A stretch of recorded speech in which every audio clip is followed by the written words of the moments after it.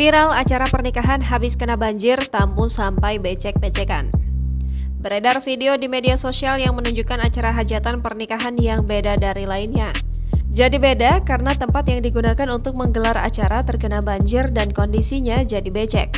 Video tersebut diunggah oleh akun Instagram @beritainaja. Diketahui peristiwa tersebut terjadi di daerah Gunung Kidul, Yogyakarta. Menariknya, meski kondisi banjir dan becek, namun acara pernikahan tetap dilanjutkan. Tamu undangan yang sudah berdandan rapi, bahkan para ibu-ibu sudah pakai kebaya dengan kain jariknya, tetap berusaha menghormati acara pernikahan tersebut. Mereka duduk di kursi namun kondisi tanahnya becek dan tergenang air. Meski begitu, mereka tetap berusaha menikmatinya karena sudah terlanjur datang. Bahkan dalam deskripsi unggahan terdapat artis penyanyi yang diundang ke acara pernikahan itu. Dia legowo dan tetap harus manggung menghibur para tamu undangan meski kondisinya becek. Jangan lupa subscribe, share, komen, dan like ya!